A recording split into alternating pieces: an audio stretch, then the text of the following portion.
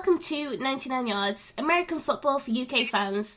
I'm your host Liz Bendari, and this week I'm joined by Ollie Hodgkinson, Duncan Terry and Shona Duffy. How is everyone? Yeah, all good, thanks Liz. Yourself? Good, thank you. Yeah, good, thank you. Doing well, doing very well. Awesome. In this week's episode, we'll be talking about the upcoming championship games and also have a look at the latest coach hires. But first, let's take a look at the divisional weekend just gone. It was somewhat mixed bag of games. Did any results stick out for you?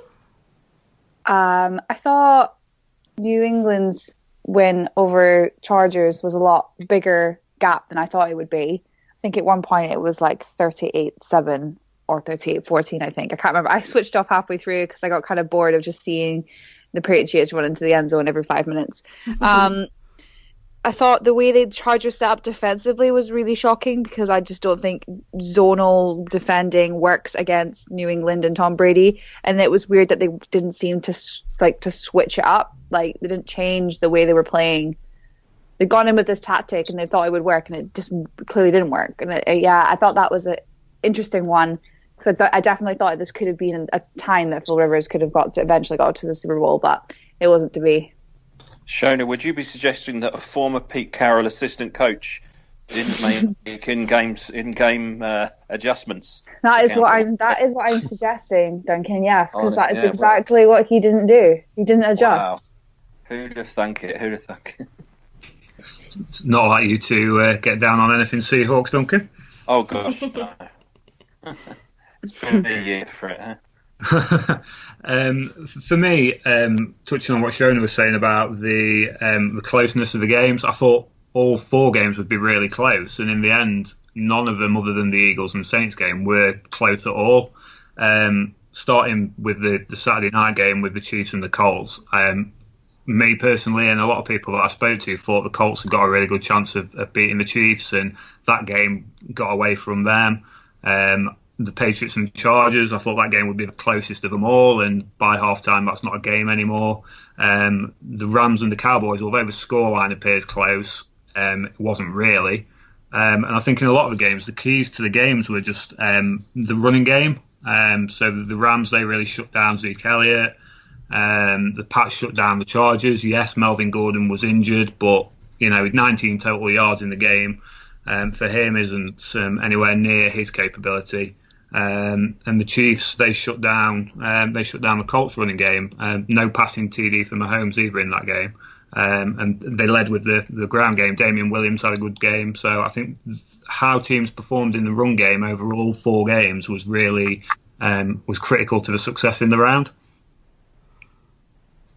I think for me, I was so impressed by the New England Patriots. I think because I was victim of what everyone else is doing, and that's counting them out too soon. If you forget they're an end-of-the-year team, Brady, but Belichick will just out-coach you when it comes down to it. That New Orleans game was fantastic. The Saints have been such an entertaining team. And maybe the biggest surprise was the Colts not showing up against the Chiefs. I mean, I know that they had the weather to go up against, and they're a dome team, really. But it's not like they don't play 8 away games a year. They've picked up free agents who have played outdoors before. It's not a new thing. But they just didn't show up. Offensively they were lacking, and today they've sacked their offensive line coach, who I thought was pretty good. Bit of a surprise there for me, and maybe it's as a result of that game, perhaps more than anything else. But for the Chiefs to play so well defensively when they've really been so impressive on the offensive side was that really stood out for me. Yeah, I was just going to say that actually, Duncan, because they managed to hold the Colts to 3 plays and a punt on each of their first 4 possessions. Basically, they turned up in the postseason. Yeah, they've been very poor, relatively poor for a lot of the season, the Chiefs' defence, and they've been kind of wrote off. Everyone's talking about the offence, and then it really was the defence that came to play on Saturday night. Lucky for me, I was stuck in a Belgian airport for most of the New England game. To be honest, kind of what was coming through my Twitter feed just, wasn't particularly entertaining, so I'm glad I didn't waste my time and watch that one. Which brings me on to my next question. Do you think that the makeup of the playoffs is making it a bit too easy for the number one seeds, especially because it means they've basically had a week off? Surely that's an unfair advantage? Do you know, for me, I think potentially we do this in some way every year, don't we? We watch the wildcard games and we get quite high on some teams who looked impressive against, teams that most of us would have perhaps forgotten about by now. The number one, number two seeds, they're the number one and number two seeds for a reason. They've had a week off, they've got a home game, and it's all set up for them to impress. I wouldn't really want to see many changes. I like the setup. Additional teams certainly wouldn't do very much for it. It's just an extended season then, and I think just a touch of realism might be needed. They're the top seeds, they're the better sides, so they're probably going to win. I think it's a little overreaction, perhaps. Yeah, I'd agree with that. Like, I understand where people are coming from in terms of they get a week off, and of course it means they get to prepare for the game, and then they see who they're facing against. But then when they don't know who they're facing against when they have that extra week, so they're preparing for any eventuality to start with, and then both teams have exactly 7 days when they know who's won the matchup. So there's a reason that they have the number one seed and the teams fight for it, because obviously it does give you that like star performance, but like the teams that have got the number one seed are there for a reason because they've done so well over the whole season. So I agree with Duncan on that one. A bit of an overreaction. Yeah, I think if you seal your division quite quickly, having the carrot of the number one seed makes it more entertaining for more of the season. If you've wrapped up your division maybe by the start of December and you're playing not really for anything in particular, if the number one seed isn't worth anything, then kind of makes December a lost month for teams that for fans of teams that aren't really playing anything. If you look at the college football format, the one and the two seeds don't get to play their games at home, and a lot of the talk's been, the number one seeds get their home ground, it's too easy. But the one and the two seeds in college football don't get to play their playoff at their home ground, and the number one and the two seeds came out quite comfortably in this year's playoffs. So I don't really buy into the argument that it's too easy because they've got a home field advantage. I don't know what you guys think about that. No, I don't really buy into that either. You've seen teams in the playoffs lose at home field advantage before. So, if a team's got a good on-the-road record, then they can easily win it on the road against someone who's got a home advantage, technically. Yeah, like the Chargers this year, they're better away from home than they are at home. They went into Baltimore and beat Baltimore. So, Baltimore didn't get any home advantage out of that. Yeah, the Chargers are a better team. But I don't think it's everything it's cracked up to be. And what about Nick Foles next year? Surely he's too good and expensive to just be a backup? He's certainly too expensive. I think I've read that if he's still in Philly, it's £20 million, and that'll be $20 million, should I say, which will be guaranteed after the fifth day of the league year. That's not an amount of money that you can pay for a backup quarterback. So he's far too expensive to be a backup. Is he better than Carson Wentz if you're looking at it like that? No, and Wentz is $4 million for next year, so that's a no-brainer from where Philadelphia's concerned. So I don't see him on the Eagles next year. He's too expensive to be their backup. He's stated he wants to lead a team, so he's not going to go anywhere else and get paid as a backup. So then it rests on, is he too good to be a backup? And I think that depends which version of Nick Foles you get. Do you get the guy who led the Eagles to the Super Bowl? Do you get the 2013 Nick Foles with the season with the 7 touchdowns and the Pro Bowl? Or do you get the Nick Foles that played for the Rams? It's very difficult, I think, to call on that. There's a lot of teams looking for quarterbacks. Is he any better than the quarterbacks they've got at the moment? I know some of the names being touted around: the Jags, the Bucks, Dolphins, Giants, Redskins, Broncos. You'd probably say of all of those teams, maybe the Broncos, is he better than Case Keenum? possibly. And the Redskins, obviously, they're waiting on what happens with Alex Smith. So I don't know. I'm not sure what happens with Nick Foles next season for me. I'm not overly convinced that he's as good as people make out he is. Like, I know he had a record of 9-1 of all of December and the playoffs going into the game against New Orleans Saints on Sunday. But is it not because he's got such a good partnership with the head coach, Doug Peterson, that he's actually been able to play the way he's playing? And if he goes somewhere else, he might not have that same relationship with another head coach. That's my thinking of it. I could be completely wrong. That's the risk you take, isn't it? I mean, he wasn't very good with the Rams, but he was playing for Jeff Fisher. So where's your barometer? You know, it's so. And I think someone is going to take a chance with him. And good luck to the fella. You know, he seems like such a good guy, and he's really earned his opportunity.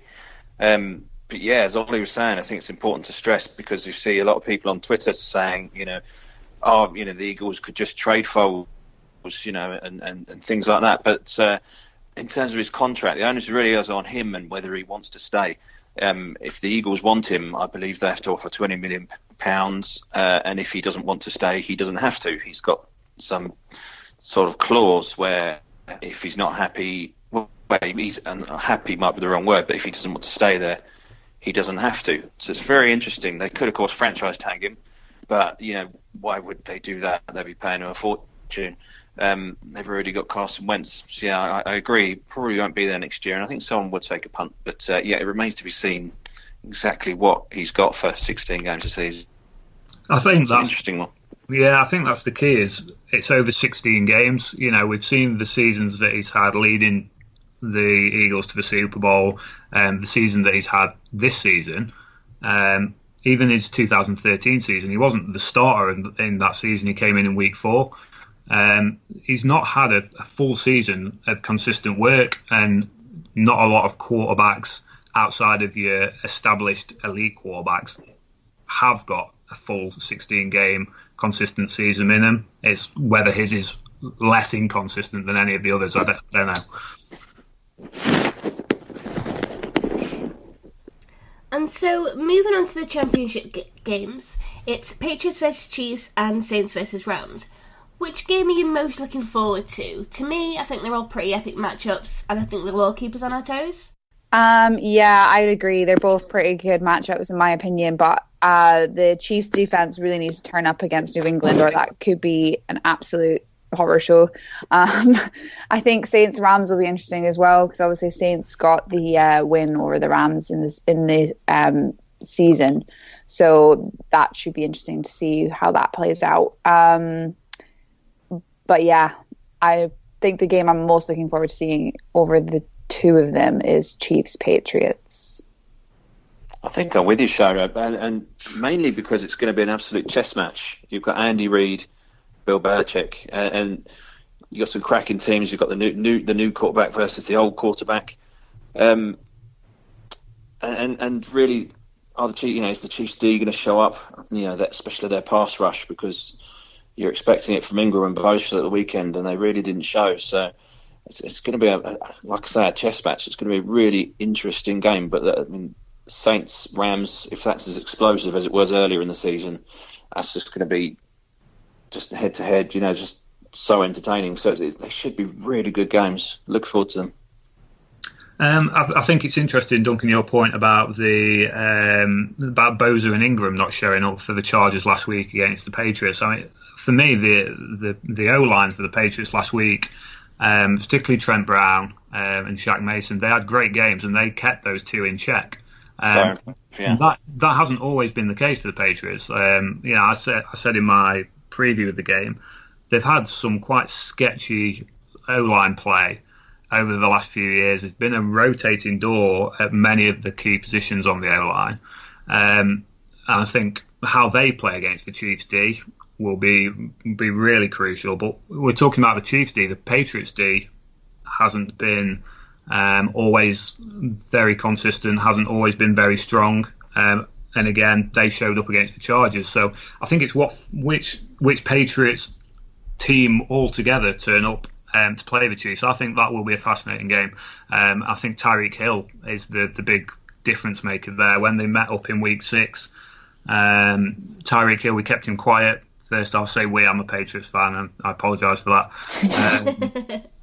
We kept him quiet in the first half. In the second half, 142 total yards, but all his 3 touchdowns in the second half. Can we keep him quiet? Because there's no one to live with him for speed in the league. If he gets open, he's gone. I think he's the key to that game. Should be a fascinating matchup. And then the Saints and the Rams, you've got 2 explosive running games, and it's who comes out on top of that. But yeah, I think the Chiefs and the Patriots game is probably the one to watch out of the 2. You make such an interesting point about the O-line there, the New England O-line. They're up against Bosa and Ingram at the weekend, and they were playing against, correct me if I'm wrong, Cannon and Trent Brown. And they're possibly the weaker elements of Dante Scarnecchia's group. I know it's really important to Brady that they're well protected in the centre, and you've got Shaq Mason and Joe Tooney. I'm probably butchering a lot more surnames again this week. And that's really their strength, and the defensive tackles from the Chargers.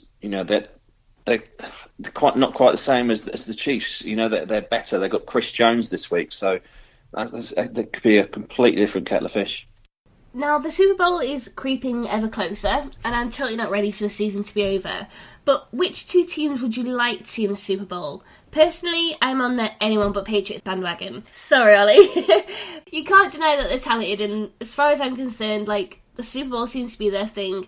For as long as I've been a fan, they've been in it 3 games out of 4. I think, though, overall, I'd like to see Chiefs win their game. I think they've had a really good season. And as for Saints and Rams, to be honest, I'm really struggling with that one, but I think I'm going to side a bit more with Drew Brees, Big Easy. Oh, yeah. How about you guys? I'm going to shock you guys and say I would like to see the Patriots in the Super Bowl. No. I know. You and I used to be friends, Duncan, and now I've decided we're not. So let's be clear. I do not want to see them carry it away again. But I think them versus the Saints would be such an interesting match to watch. I think if the Chiefs got there, all credit to them for being where they are, and they're very impressive. But and I'm sure they have it in them. But do I trust them wholeheartedly to have a really great game on the big stage? Possibly not, because they just don't really have that pedigree. And if I want a good matchup, I want to see the Pats versus the Saints, just because I trust them to put it out on the big day. I'm actually going for Chiefs and Rams, believe it or not. I didn't actually watch the last game live when they played at the LA Coliseum when it was supposed to be played in Mexico, but I did see the highlights, and it was absolutely insane. And I do think if they do get to the Super Bowl, the pair of them, I don't think we'll see such a high scoring game. I do think that the defenses will probably turn up, but I still think could be just as explosive. So yeah, that's my heart really wants to see Chiefs Rams, and my head is saying it's absolutely going to be Patriots Saints, and I'll just be rooting for Drew Brees the whole way, because if I see Tom Brady lifting another bloody trophy, I might cry. I might cry too, but it'll be with joy rather than with anger on that one, Jonah. I think everyone would like to see Brees Brady. I think it's a great storyline. Going back to what Shona was saying about the Rams and the Chiefs, I think it'd be interesting just how Marcus Peters plays if that's the game there, almost like a revenge game. And he's shown in previous seasons a little bit of immaturity, maybe, or a little bit of impetuousness. And in a big game like that could be a big deciding factor if those two were to be the matchup. But yeah, I'd love to see Brees Brady. I've got a little sneaking suspicion on Brees lifting a Super Bowl and retiring myself. So I think if that is the matchup, if Brees wins, I think he probably takes the MVP of the game and he walks off into the sunset. That's a little conspiracy theory that I have as well, where the league are concerned. But yeah, I think that would be a good matchup to watch. Here's a question for both of you. from completely different perspectives. Would you take Brady winning another trophy if it meant he then retired? Nope. You wouldn't have to see him again. Yeah, but he wouldn't retire. That guy is like Undertaker. Keeps resurrecting himself. What about you, Ollie? Would you take a win if it's the end? I completely agree. I can't see him retiring. Even if he won the Super Bowl, I don't see Brady retiring. There's been so many storylines about his decline this season. And I wrote last week in the preview, of the Chargers-Patriots game, he's had a very similar statistical season to Phil Rivers, and everyone's talking about Phil Rivers having the best season he's ever had. And just because Brady's season isn't 5,000 yards and 45, 50 touchdowns, they're talking about him being in decline and he's past it and all that. The man still lives for football. He still lives for being in the best physical shape he can be in. And you look at sports stars in any sport, and when they have that passion for the game, they do just keep on going and going and going, and probably to the point of too far. But I don't see him retiring after this season, whether he wins or not. So unfortunately, if you're not a Patriots fan, I don't think the Super Bowl and retire option's on the table, I'm afraid. He's just like Arsene Wenger. He doesn't know when to quit. No, and when you've been at the top of your sport for so long, I think it must be quite a difficult decision to make, to step away from it, to know that you're actually on the decline. I don't think it's a very easy decision to make. And now for something completely different. It's been a couple of weeks since we spoke about the head coach at merry-go-round. Have any of the changes stuck out to you as being particularly interesting or surprising? Most of them, I think, are surprising. All of them are interesting in their own particular ways. One that I like quite a lot is Vic Fangio taking the Denver head coaching job. He's been one of the premier defensive minds in the game, and now he gets to coach a team that's got Bradley Chubb and Von Miller, two premier pass rushers in the game. That's going to be really interesting to watch down in Denver, how that works out. But for me, the most interesting one is Freddie Kitchens at the Browns. The Browns is unbelievably probably one of the most coveted head coaching jobs. I don't think many people would look at that in previous years and go, oh, do you know what, the Browns is a job that everyone would really like to have. But now they've got so much talent on that team. They're trending in the right direction. They really should be a really popular head coaching job. And for a guy who's never had a head coaching job in the NFL to take that job is really interesting. And he's surrounding himself with a really good team down there. Steve Wilkes at defensive coordinator. He's come across after being sacked out from Arizona. Todd Monken as offensive coordinator coming in from Tampa. Now, a lot of Tampa fans would probably say they've not had a good season this season with Todd Monken at the helm, but they lead the league in passing yards, I believe.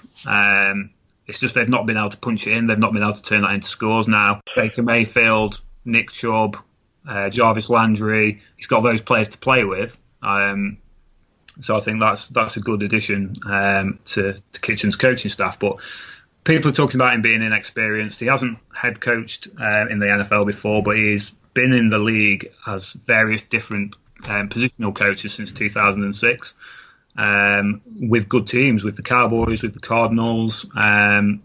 So I think he might surprise a lot of people, and he seems quite set on turning the Browns into something more than they've been. I watched his opening press conference, and he was talking about people being happy with a 7-8-1 season, and that's just not where you should be. You shouldn't be happy with a 7-8-1 season, and he's exactly right. So he could be the spirit that team needs to start being successful in the AFC North.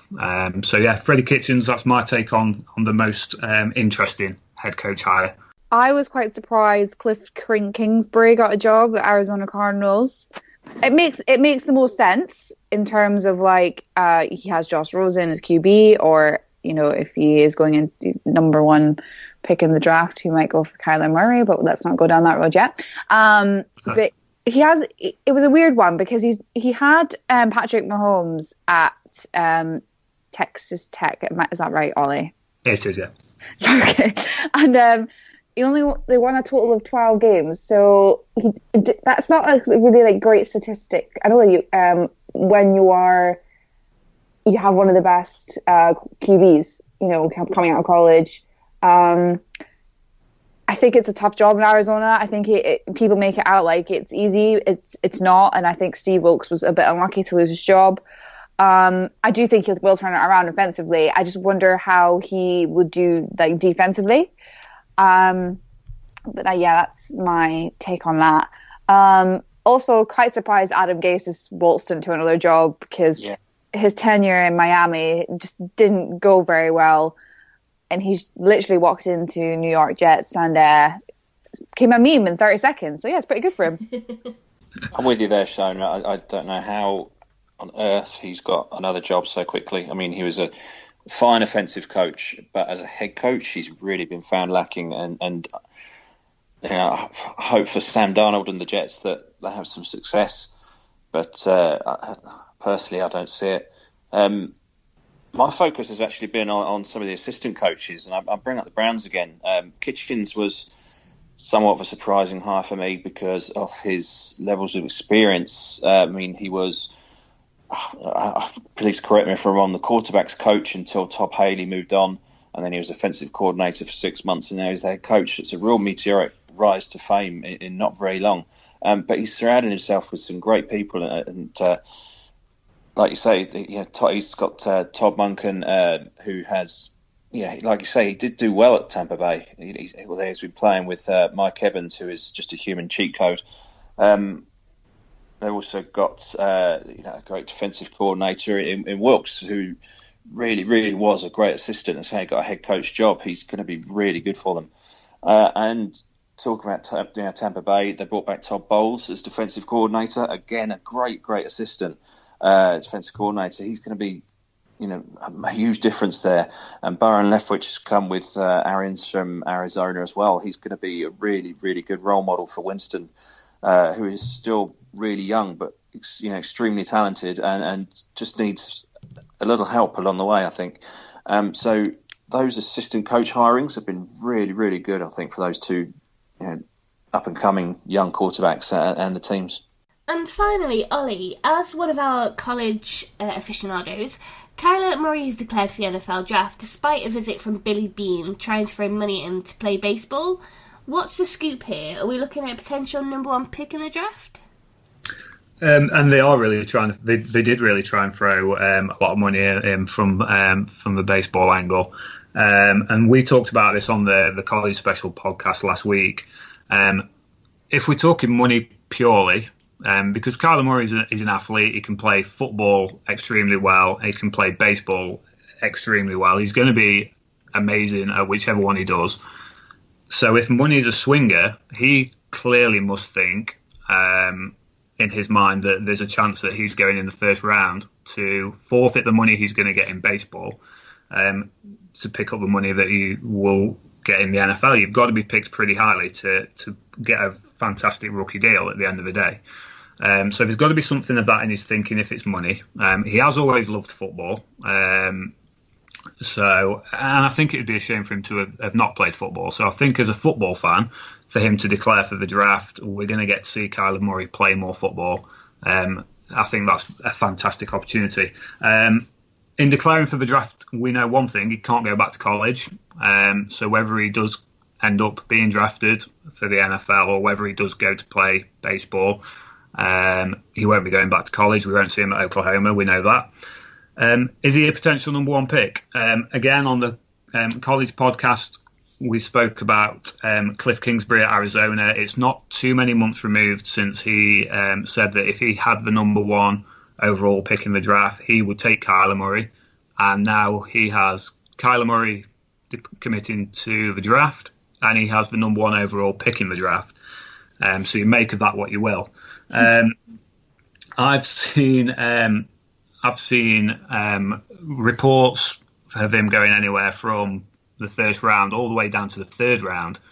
It really will be a case of what do NFL teams do they think his talent's better than his size? He's 5'10". He's only 195 pounds. You know, the league covets tall quarterbacks, but Drew Brees is an example of smaller quarterbacks having successful, sustained careers in the NFL. So I don't think height's something to rule him out. He's not that much shorter than Baker Mayfield, who we've seen what Baker's done this year. He's come in and filled in for Baker Mayfield at Oklahoma absolutely perfectly. So there's no reason, to my mind, why he couldn't come into the draft and have similar results as Baker Mayfield's has. He's an incredible talent. He's an incredible talent. You look at his performance in the Orange Bowl against Alabama. He's accounted for 417 of Oklahoma's total 471 yards. On the big stage, he's strapped a team on his back and taken them kicking and screaming up against an Alabama team who they had no real right to run with the defense that they've got in Oklahoma. So he certainly makes the NFL draft a lot more exciting from an offensive standpoint. I go back again to the college podcast. Sorry to keep repeating myself, but we talked there about the face of the draft from a quarterback perspective. There wasn't really a great deal of talent, first round talent anyway. Now you've got Kyler Murray and you've got Dwayne Haskins, who are two potential first round talents, and quite a few teams that need quarterbacks. I think it's going to make potential draft day trades very exciting. So yeah, that's my take on Kyler Murray. Ollie, did he play for another university before he went to Oklahoma? Yeah, so he played for Texas A&M before he went to Oklahoma. Obviously backed up Mayfield at Oklahoma. Interestingly, I was looking at his college career statistics. He's got a touchdown to interception ratio of 50-14. Which is brilliant as it is. But then you take into the equation of that 7 of those interceptions were in his first year playing for Texas A&M. Wow. So that's 50-7, a touchdown interception ratio while he's playing at Oklahoma. He's got a 67.4% completion record. We go back, we're talking about, is Nick Foles a starting quarterback in the league? Foles' percentage record, something like 60%. So, you know, you make your comparisons of that what you will. Impressive stuff. Well, that's all for this week's show. As always, we'd love to hear your thoughts on the topics we've discussed and any feedback you may have. You can tweet us at 99yards. And of course, if you're a regular listener and you love our show, we'd love you to leave us a review on Apple Podcasts or the provider you're listening to us through. Thanks for listening.